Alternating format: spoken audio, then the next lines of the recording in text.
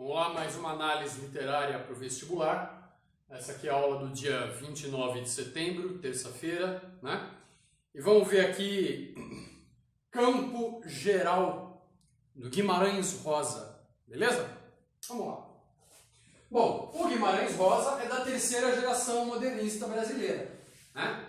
Isso quer dizer o quê? Que para essa geração, dos escritores dessa geração, a análise psicológica da personagem é uma coisa bastante importante. Ela sobressai, né, entre os outros aspectos da narrativa, os outros aspectos da obra.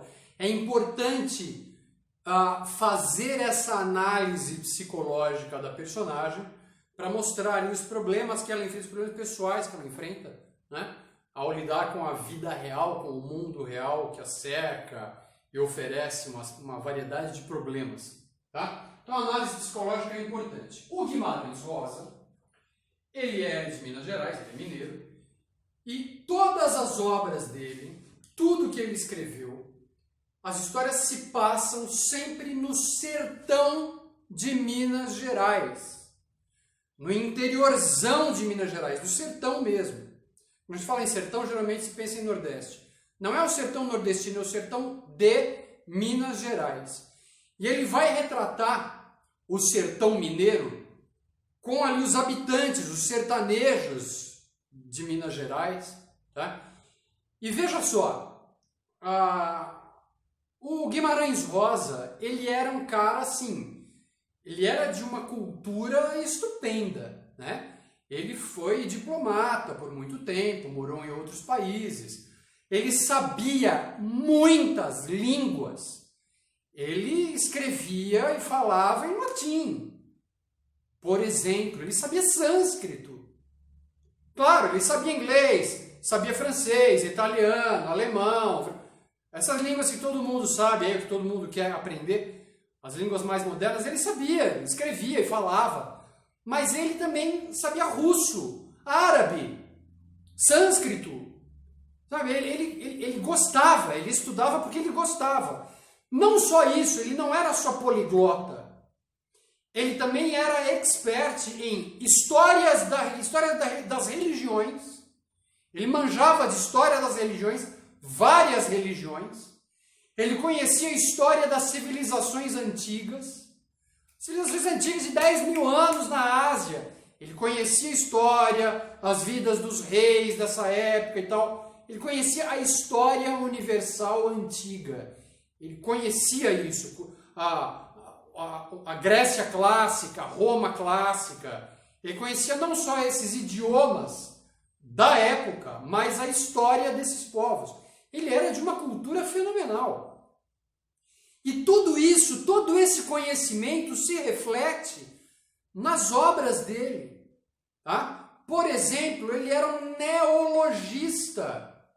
O que é um neologista? O que é um neologismo?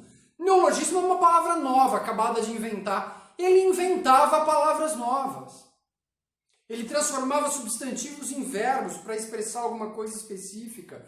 Ele juntava, ele criava palavras novas usando todos os métodos aí de formação de palavras. Né? Sufixação, prefixação, né?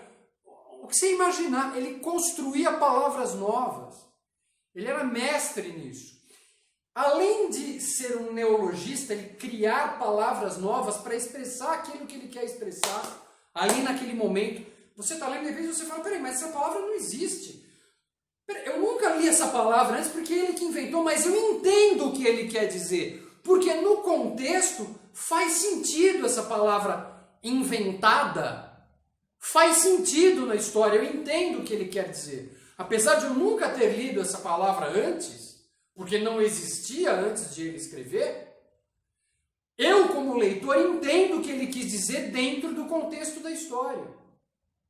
Então não é uma coisa fora do comum assim de, por que ele fazia isso? Não, funciona. Para ele contar a história, funciona.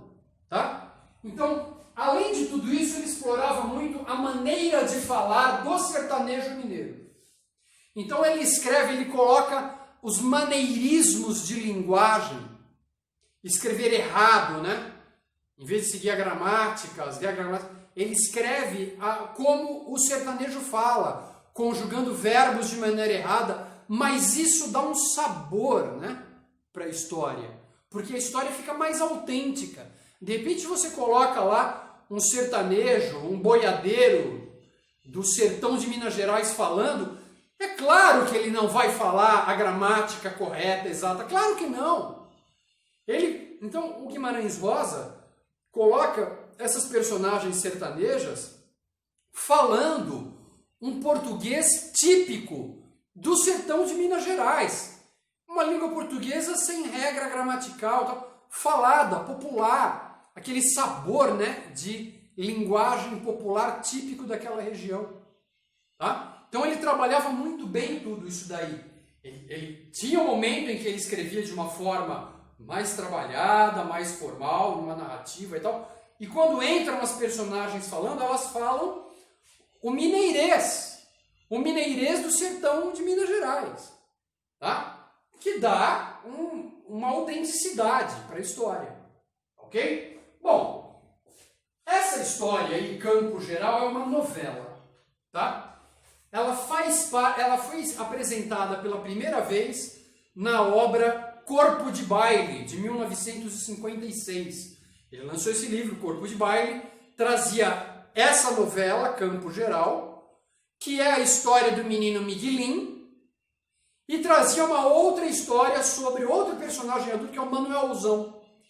Aí essas duas novelas foram relançadas em outro volume chamado Manuelzão e Miguelim. Tem a novela que conta a história do Manuelzão e a novela que conta a história do Miguelim, que é esta aqui, Campo Geral. Tá? Uma novela é o seguinte, em termos de tamanho, tá? De número de páginas, por exemplo. O conto é uma história bem curta, bem rápida, poucas páginas. Aí vem a novela, ela é um pouco mais longa, tá? Ela é mais longa do que o conto, mas ela é mais curta que o romance. O romance é uma história bastante longa, mas a diferença não está só no tamanho, no número de páginas. O conto, ele é uma historinha rápida, tem pouca personagem, tem um personagem principal ali, poucas personagens em torno dele. No conto a história já começa no problema, a história já começa no conflito principal, rapidinho, porque tem pouco espaço, tem poucas páginas para contar. Então, tem poucas personagens, é um foco só ali, é um problema só que é abordado e tal. O romance, que é bem longo, ele tem um monte de personagens, tem diversos focos, tá? Não foco narrativo, mas tem núcleos diferentes, grupos de personagens, né? Tem as personagens principais que se misturam com outras personagens, então tem várias coisas acontecendo ao mesmo tempo, envolvendo várias personagens, então tem diversos núcleos narrativos, aqui num lugar, em outro lugar, com outras personagens e tal. Isso é um romance. A novela está entre esses dois.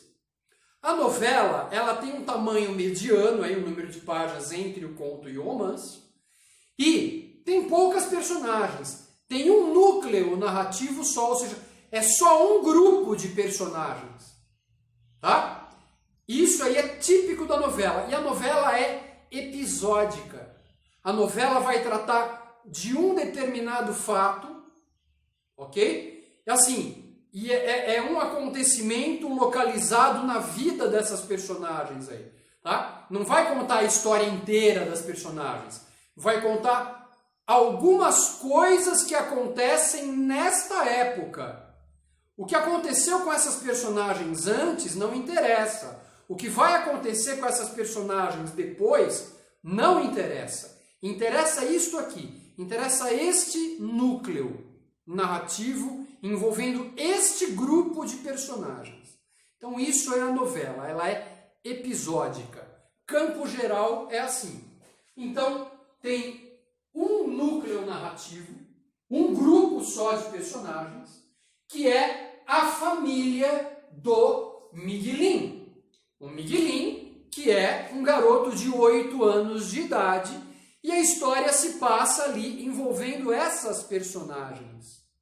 Tá certo? esses familiares do Miguelín. É o Miguelín e os familiares, o pai e a mãe, um irmão mais velho e um irmão mais novo, o tio, a avó, moram todos ali, vivem todos. Tem outros, mas esses aí são os principais. São os que aparecem mais, tá? Vamos ver isso daí. Então você tem lá o Miguelín, ele é o protagonista, ele é o personagem principal, é a história dele ali praticamente, tá? Que está sendo contada. Ele é um menino de 8 anos, ele é um menino sensível, ele é até gentil, é um menino compreensivo, é um menino bonzinho, tá? É um menino gente boa, mora ali com a família e tudo mais. Ele é o protagonista. Em torno dele, os familiares, você vai ter o Dito, que é o irmão mais novo do Miguelín, tá? Ele também tem um irmão mais velho, que vai aparecer lá na frente. O Dito, ele apesar de ser mais novo que o Miguelín, ele é um garoto mais dinâmico, ele é um garoto que percebe mais as coisas, um garoto mais antenado, mais esperto. E por isso ele é um guia do Miguelín, ele é um conselheiro, ele é muito chegado ao Miguelín. É o irmão mais novo do Miguelín e é muito amigo, ele é muito apegado, os dois são muito apegados um ao outro, são muito unidos. E apesar de ser mais novo, o Dito, ele é uma espécie de conselheiro. É ele que abre os olhos do Miguelín para muita coisa. É ele que tem conversas mais produtivas com o Miguelín. Daí esse apego maior entre eles.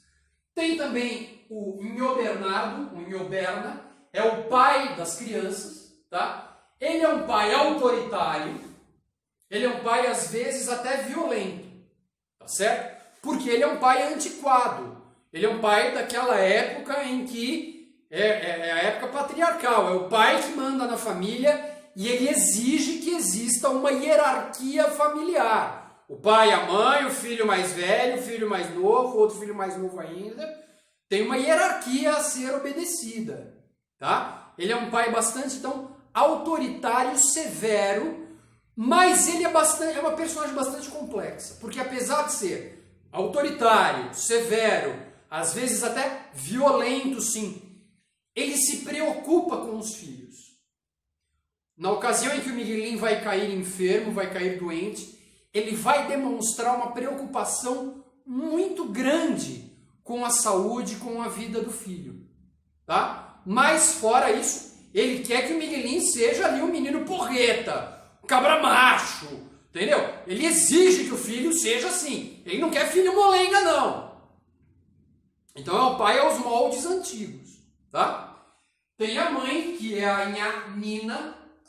É uma mulher bonita, ela gosta de atenção, ela gosta de ser notada pelos homens, isso vai ficar bem claro ali. Ela é uma das personagens que não gosta ali do lugar onde eles moram. Eles moram ali numa região do sertão mineiro chamado Mutum. É área rural, longe da civilização, longe da área urbana, retirado mesmo, tá? E ela é uma das personagens que acha o Mutum horrível. Um ermo, largado no meio do nada. Ela não gosta do lugar. Outras personagens também não veem a hora de ir embora dali para a cidade grande. Porque é um lugar feio, é um lugar esquecido, no meio do mato e tal. Ela é uma dessas. E ela é bastante vaidosa, nesse sentido de que ela gosta de ter atenção masculina. Outro personagem é o tio Terês. O tio Terês, ele é irmão do pai do Miguelín, tá? Ele é o tio paterno do Miguelín. Ele é bastante amigo do Miguelín, ele é bastante próximo do Miguelín. Ele conversa, ele dá atenção pro Miguelín. O pai é mais na marra ali, o pai é mais na rédea curta, mais durão. E o tio é mais amigão ali, gente boa, quebra os galhos do Miguelín e tal. O pai às vezes acha que não tá legal isso, porque o moleque tem que ser criado para ser macho. E o tio é ali super gente boa, atencioso ali com o Miguelín e tal, quebra os galhos e tudo mais, tá? Ele é mais amigão, assim, do Miguelín, tá? E tem a avó também que mora junto, tem o irmão mais velho, então. Beleza? Olha só, esse aí então é o núcleo narrativo. Essas são as personagens. O Miguelinho é o protagonista e esses familiares gravitam em torno do Miguelinho. Olha só, isso é importante. A narrativa, a história, a narração, melhor dizendo, ela é em terceira pessoa. Quer dizer, não é o Miguelinho contando a sua própria história, não é nenhuma personagem. É um narrador de terceira pessoa, sem corpo, sem rosto, é uma voz. Isso é narração de terceira pessoa. Por que terceira pessoa? Eu, tu, ele. Ele foi, eles fizeram, eles falaram. O narrador conta a história assim. Era uma vez as pessoas, elas faziam, elas viviam, eles ali, ele e tal. Isso é a narração de terceira pessoa. Então, o narrador é de terceira pessoa, mas veja bem, é uma narração de terceira pessoa aderida ao protagonista. O que isso quer dizer? Esse narrador de terceira pessoa, que não é ninguém, é uma voz, vai contar a história a partir do ponto de vista do Miguelinho. Não é o Miguelinho falando, não é ele. É uma outra voz, mas que vai contar a história a partir das percepções do Miguelinho. Como o Miguelinho enxerga o mundo, enxerga as pessoas, quais as impressões que o Miguelinho tem a respeito das coisas. E o mais interessante é que o Miguelinho, ele não tem uma visão pessoal das coisas. Ele interpreta a realidade de acordo com o que outras pessoas dizem. Outras pessoas da família. É como se o Miguelinho não tivesse uma opinião própria. É como se o Miguelinho enxergasse o mundo e a realidade pelos olhos dos outros que o cercam. Ele não tem uma opinião formada. Então, o Miguelinho ali, ele vai achar que o lugar onde eles moram, o Mutum, é um lugar feio, abandonado, porque as outras pessoas pensam. Mas, de novo, repito, em nenhum momento o Miguelinho aparece contando a história. Não!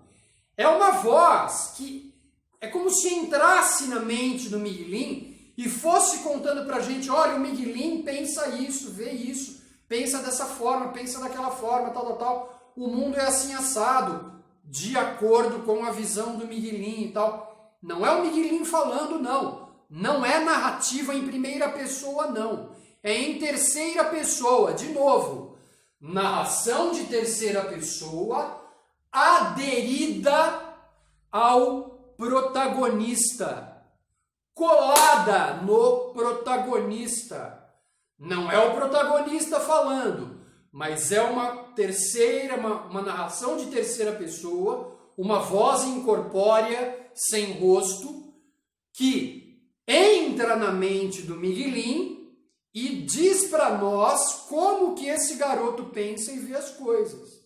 E o Miguelinho, reforçando, vê o mundo como se fosse através da opinião alheia. O Miguelinho, ele não tem opinião formada a respeito de nada. Ele enxerga o mundo pelos olhos dos outros que o cercam. Ok? Vamos lá. O tempo. O tempo da narrativa, o tempo dessa história não é marcado. Não diz o dia, o mês, o ano em que a história se passa. Tá? A gente chama de tempo mítico. Mítico vem de mito, mitologia. Por que é um tempo mítico? Isso de mítico, de mitologia, também é característico da obra do Graciliano Ramos. Tá? As histórias do Graciliano Ramos, todas as histórias do Graciliano Ramos, têm algo de surreal, tem algo que transcende a realidade. As personagens, muitas vezes, ali não é neste caso, Mas em muitas histórias as personagens lidam com o além, com Deus e o diabo, né? Fazem invocações ao diabo ali, que nem em Grande Sertão Veredas, tá? O protagonista lá, o Reobaldo, ele faz um pacto com o diabo, tá? Então as histórias do Guimarães Rosa, elas têm muito de mítico, tem muito de mitologia. Muitas vezes as personagens são animais, falando ou se expressando, conversando com outros animais. São animais interpretando a realidade. Tem muito de fábula, tá? Então, nesse caso aqui, a gente tem um tempo mítico, porque, assim, é um tempo subjetivo, deslocado. Parece que o que se passa ali na história, às vezes dá a impressão que não é o mundo real. Percebeu? A maneira como as coisas acontecem não é de uma forma muito apegada à realidade. E esse tempo mítico, ele também remete a um espaço mítico. É como se aquele lugar onde a história se passa tivesse sido deslocado do planeta, da realidade do planeta Terra. É o sertão de Minas Gerais. Mas a maneira como as coisas acontecem nesse lugar é muito diferente de coisas reais, verossímeis, tá? Essa região do sertão se chama Mutum. Mutum, essa região que aí é rural, né? É afastado aí do centro urbano, tá? É uma região meio do mato mesmo, tá? A própria palavra Mutum é um palíndromo. O que é um palíndromo? Palíndromo é uma palavra que você lê da mesma forma, de trás para frente como de frente para trás. Mutum. Mutum. Mutum. M-U-T-U-M. M-U-T-U-M. Isso é um palíndromo. Outro exemplo de palíndromo, a palavra radar. Radar é um palíndromo. Se você ler essa palavra de trás para frente, é radar também. O que isso tem a ver?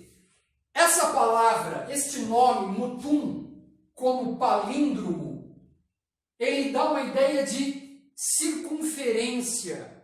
Então esse lugar mítico, ele está preso num círculo de realidade ali.